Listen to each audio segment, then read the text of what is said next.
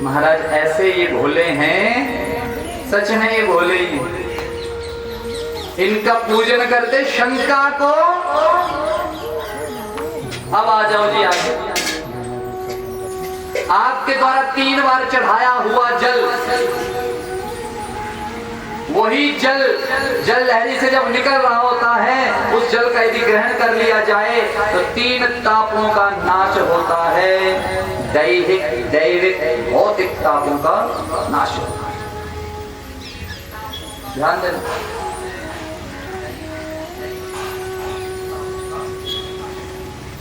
आजकल एक आप टीवी पर कथा भी सुनते हैं सीहोर वाली को।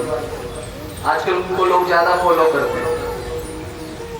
ये व्यासपीठ ऐसी जगह है जहां पर दूसरे की बारे में चर्चा, सिर्फ शिव के बारे में चर्चा,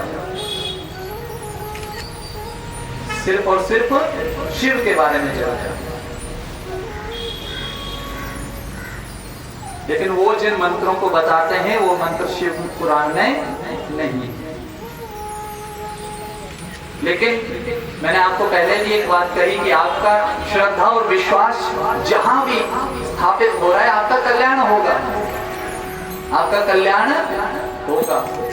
आप शंकाएं ना करें, आप जैसा कार्य करते हैं वैसे करते रहें। लेकिन शिव पुराण सुन रहे हैं तो मैं आपको बता दूं, आपने पंचाक्षर मंत्र जब जपना है तो कैसे जपना है? नमः नमः शिवाय। ओम का उच्चारण, मंत्रोच्चारण जब ब्राह्मण करेगा उस समय ब्राह्मण करेगा, आपको आवश्यकता नहीं माता। इसलिए आप क्या उच्चारण करें? नमः शिवाय। ये पंचाक्षर मंत्र है। इस पंचाक्षर मंत्र का यदि 1.25 लाख से भी अधिक जाप हो जाए तो फिर काहे की चिंता। बोलो राधे राधे।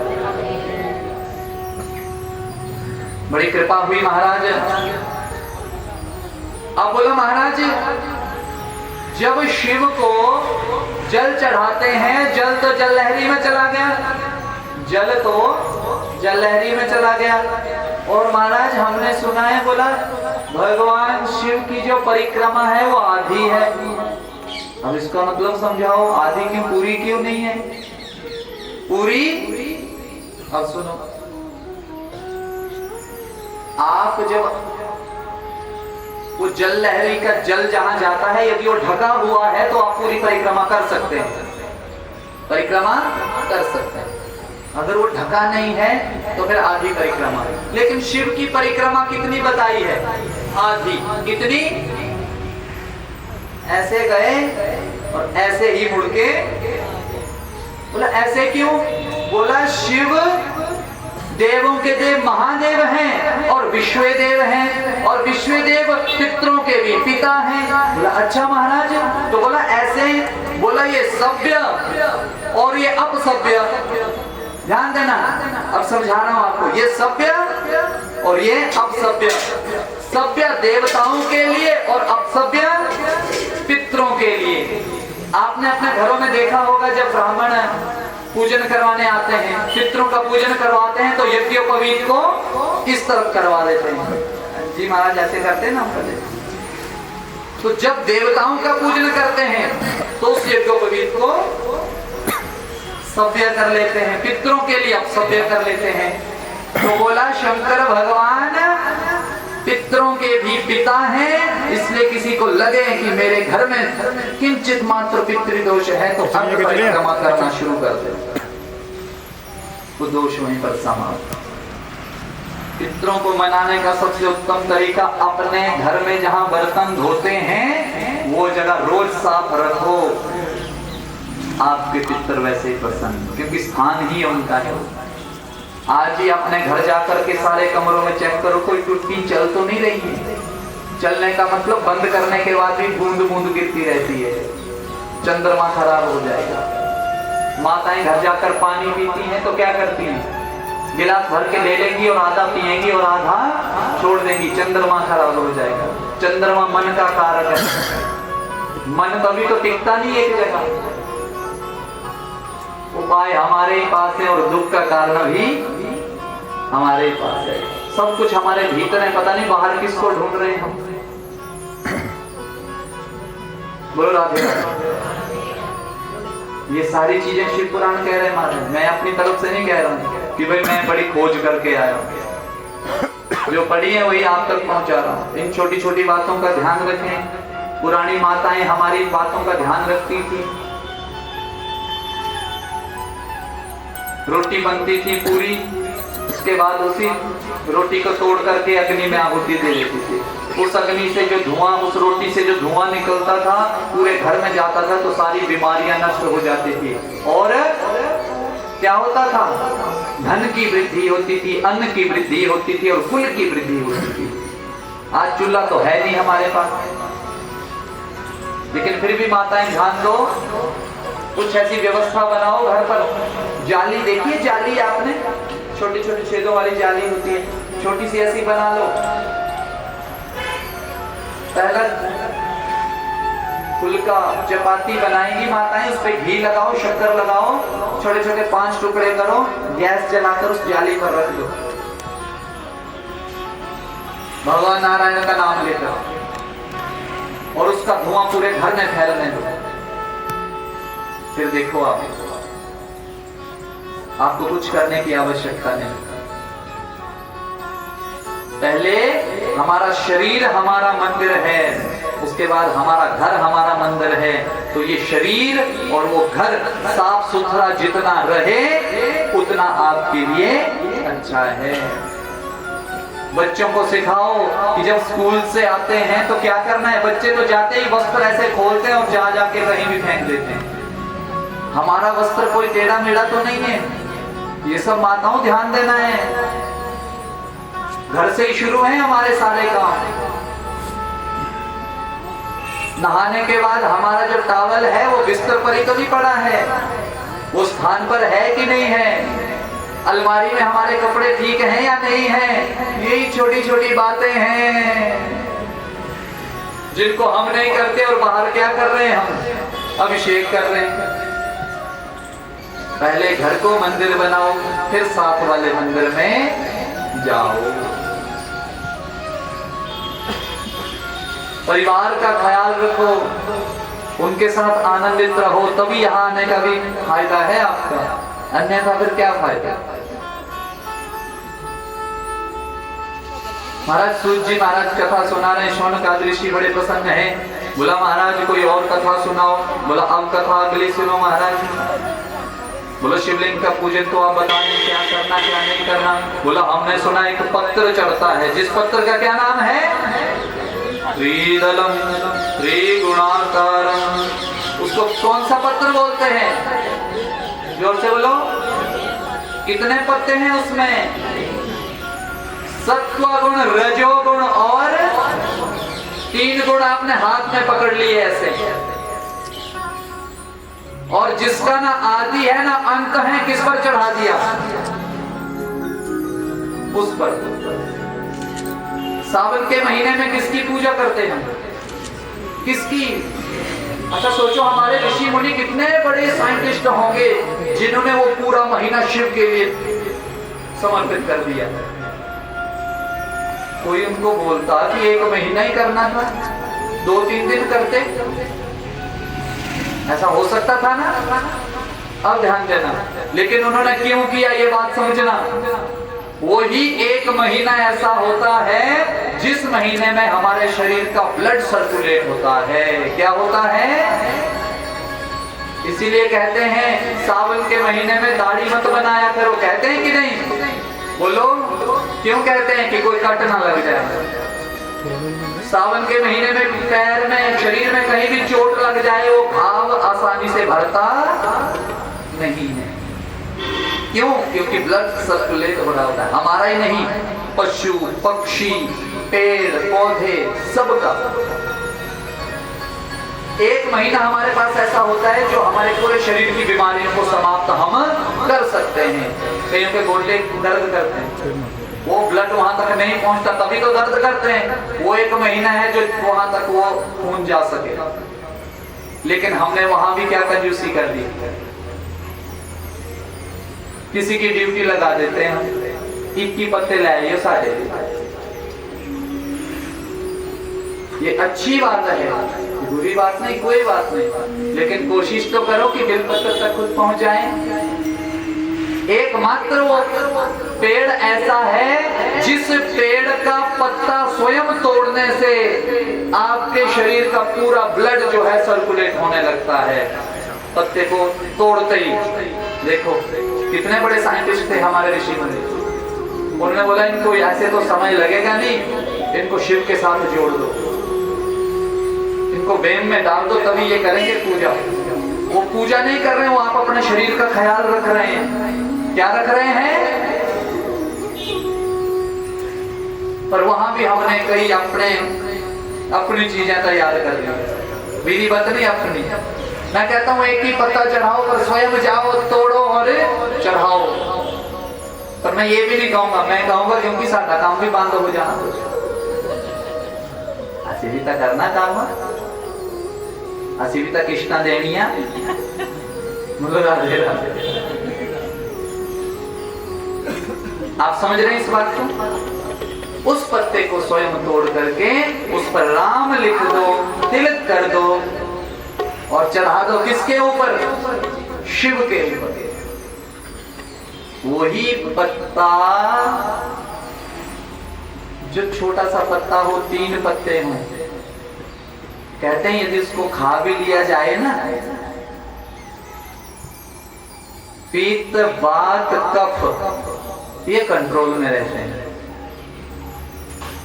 पर इतना ना करियो हो जाके तुझे सब्जी बनाती कहा सी उन्होंने। बोलो राधे राधे। तो इन बातों का भी ध्यान रखना है।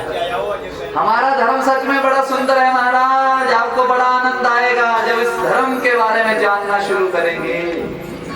हम पाखंड फैलाने वाले नहीं है, हम सबको जोड़ने वाले हैं, हम सबको जोड़ने वाले हैं।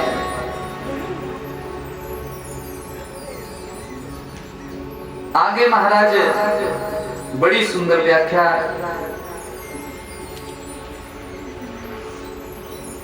अगर बोला 3 पत्ते बिल्व पत्र के हैं, अगर किसी को पत्ता तोड़ते तोड़ते 4 मिल जाएं, मिलते हैं कि नहीं? कई बार 4 वाले भी मिलते हैं, 5 भी मिलते हैं। मैंने साक्षात अपने आंखों से 8 पत्तों वाला भी बेलपत्र देखा है। हमारे महाराज जी के पास जाते हैं हम माथा टेकने, गढ़तीवाल चठियालियां, अवतार नाथ जी महाराज, तो वो रोज अभिषेक करते हैं रात्रि को। तो उन्होंने कहा कि देखो बन तो देखा करे, मैं क्या जी देखा जी। तो कहते हैं 3 पत्तों से अधिक वाला यदि किसी को मिल जाए तो बड़ा ही उत्तम है, उसको तो माथे के साथ लगाओ, आनंद करो,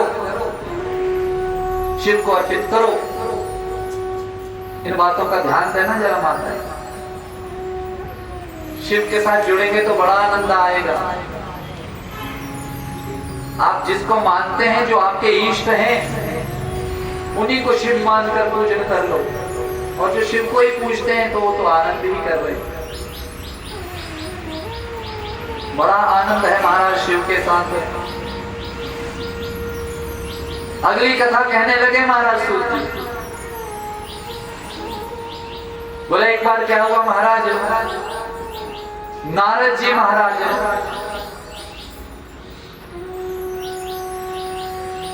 सुंदर पर्वत पर जाकर के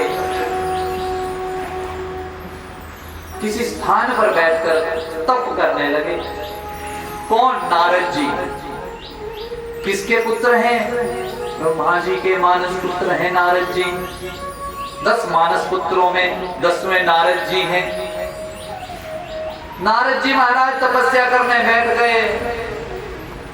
अब जब नारद जी तपस्या करने, नारद जी को छोड़ो, कोई भी तपस्या करने बैठ जाए तो सबसे ज्यादा चिंता किसको होती है? बोलो किसको? इंद्र को। किसको? किसको? इंद्र। देखो ईर्ष्या सबसे बड़ी बीमारी है। ईर्ष्या सबसे बड़ी बीमारी है, ध्यान देना। ईर्ष्या का त्याग हो जाए तो शिव उसी समय मिल जाए। ईर्ष्या का त्याग होता नहीं हमसे। हम कथा में आकर के भी घर की बात करते हैं, बोलो करते हैं कि नहीं? मैंने स्वयं देखा है। एक जगह कथा कर रहे थे, भीड़ हो गई महाराज, ऊपर से कथा सुना रहा हूँ और उधर से माताएं सारी ऐसी हो गई। मैं क्या मीराबाई ने उन्होंने फेल कर दी, ये तो मीराबाई से भी ऊपर है। मेरे को बड़ा आनंद आ रहा है, और सुनने वाला जो है ना अच्छा हो तो सुनाने वाले को भी और सुनाने का मन करता है। तो महाराज माताओं ध्यान देना, अब इतनी भाव में माताएं कथा सुन रही थी, आरती जब हो गई, जब प्रसाद लेने की बारी आई, पता नहीं वो मीरा कहां चली गई। मैं क्या इधर तो मीरा बैठी थी, पर उधर मीरा पता नहीं कहां चली गई। धक्की मुक्की हो रहे हैं, एक हाथ से डूना ले लिया पर दूसरा फिर कर दिया है। मेरा पुत्रकार बैठा, बोलो भी दे दो। तो फिर ऐसा क्या फायदा? प्रसाद लो, प्रसाद लेने के लिए देखो जिन्होंने व्यवस्था की है, आपको क्या लगता है उन्होंने कम व्यवस्था की होगी? अगर किसी ने बोला कि 500 आदमी आएगा तो व्यवस्था करने वालों ने 1000 की व्यवस्था की होगी कि कुछ भी हो सकता है। लेकिन सबसे बड़ी बात, प्रभु का प्रसाद कभी खत्म, आप जितना मर्जी जोर लगा लो, आपने तो, आप अनुभवी हैं सब। ये कथा है, इस कथा से कल्याण होने वाला है। आप इसको सुनो भाव से या ना सुनो, और यहां बैठ गए हो तो आपका कल्याण क्या है? निश्चित है। आप जो मर्जी कर लो। पत्नी एक रोज बोलती थी पति की कथा सुनाओ, पति जाता ही नहीं, पति काम पे चला जाता। पत्नी का तो काम है, वह धर्म पत्नी है। कौन सी पत्नी है? पत्नी नहीं है, वो धर्म पत्नी है। और पति क्या है? परमेश्वर। पति नहीं हुआ कभी धर्म पति की, हुआ? बोलो। सुबह उठेगा, ऑफिस, दुकान, अपने काम पे, शाम को थका आएगा, भोजन करेगा और सो जाएगा। जो कुछ सुनना है वो सुनेगा और सो जाएगा। सुबह फिर उठेगा अपना काम। इसलिए चौथी बार में उसको आगे रखा है बेचारे को, क्योंकि वो देवता है। देवते होते ना, बिठा दो एक जगह, उठे को बिलवाओ, उठे चाला, उठे पानी है। ये कुछ पूछो तो वो कदे इतना नहीं, इतना ही हुई है। हाँ जी, हाँ जी, वो देवते हैं बेचारे। जय हो देवते हो, पर देवते बहुत काट बैठे, देवियां ज्यादा। इसीलिए धर्म की स्थापना में देवियां कर रही हैं, इसीलिए तो ज्यादा है। ये काम करके आई है, जा करके फिर करने को है, और हम बिना काम किए आए और जा करके फिर नहीं करेंगे। लेकिन देवियों को देखो भाई, अपने परिवार के कल्याण के लिए बैठी हैं। कौन ऐसी देवी है जो अपने कल्याण के लिए बैठी है? बोलो। औरतों का तो स्वभाव ही ऐसा है, मंदिर जाएगी अपने लिए कभी कुछ, मेरे बच्चे का काम बन जाए, मेरे पति का काम बन जाए।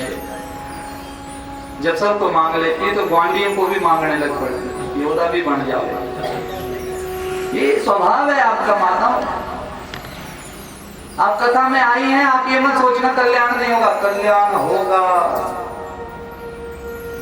पत्नी ने बोला पति को, वो बोला कथा ही सुनाओ, बोला मैं नहीं जाऊंगा। एक दिन रविवार का दिन, उसने भी बोला कि ये दिमागी खाएगी, सुनी आवा ओदी सुन लवा जेड़ा आया। पति देव आ गए, संपन्न आदमी। कथा में कोई संपन्न आदमी आ जाए तो सब स्वागत करेंगे, आओ आओ, करेंगे कि नहीं? शाहूकार जी जैसे कथा में गए तो जितने स्वागत करता थे सबने क्या बोला? आइए। महाराज जी क्या बोला? पहला वाक्य क्या बोला? बोलो, जोर से बोलो। आसन दिया। तो दूसरा वाक्य बैठिए। दूसरा, पहला क्या था? दूसरा, शाहूकार जी ने भी देखा कोई खंबा सा, यही बैठता हूँ बोला, दीवार के साथ शाहूकार जी बैठ गए। बैठते ही क्या आ गई? ये तो बोला मैंने गलती कर दी, पहले आया ही नहीं मैं कथा सुनने। वहां आती नहीं है नींद और यहाँ आनंद ही आनंद आ रहा है।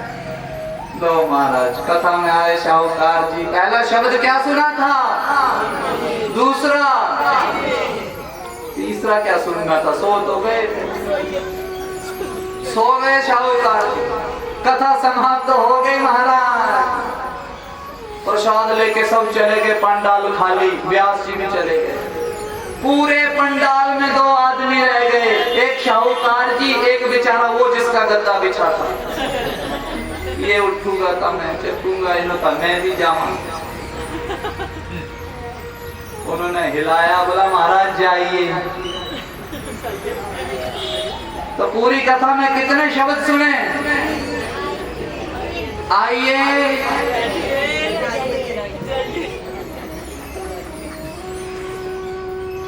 जमाई मारते मारते घर गए। पत्नी ने बोला आ गए? बोला हाँ जी। क्या सुना? बोला 3 शब्द सुने। कौन कौन से? आइए, बैठिए। और पत्नी धर्म पत्नी थी, समझ गई कि महाराज जी जाके, अच्छा पत्नी तो धर्म पत्नी है। बोला महाराज यही कथा से आपको मंत्र मिला है। बोला अच्छा, जपो इसको। अब जो आदमी दिन को 4 घंटे सो ले, रात को नींद आएगी? पत्नी तो सोने लगी, उसको नींद ना है। पत्नी ने बोला मैं थकी हूँ पूरा दिन काम करके, आपको नींद नहीं आ रही है तो बाहर जाकर बैठो और मंत्र जपो। शाहूकार जी उठे, कुर्सी पर बैठे, ड्राइंग रूम मंत्र जप रहे। आइए बैठिए जाइए, आइए बैठिए जाइए, आइए बैठिए जाइए, आइए बैठिए। जोर जोर से करें, फिर कई बार तो ऐसे हो जाए, आइए बैठिए जाइए, आइए बैठिए जाइए, आइए। भाई देखो, ध्यान देना, बात बड़ी पते की। धर्म पत्नी लगे हैं, आइए बैठिए जाइए। रात को जैसे ही 2 बजे चोर खिड़की के रास्ते से अंदर आने लगा। जैसे ही खिड़की से चोर अंदर आने लगा तो पहला मंत्र क्या था? आइए। चोर ने बोला ये पकड़ा गया। अब चोर वैसे ही वापस जाने लगा, बोला बैठिए। उसने बोला पहचान लिया। चोर सब कुछ छोड़ दिया, बोला पकड़ा तो गया, सुबह ये पुलिस को बोल देगा। तब तक तीसरा शब्द भी बोल दिया, बोला जाइए।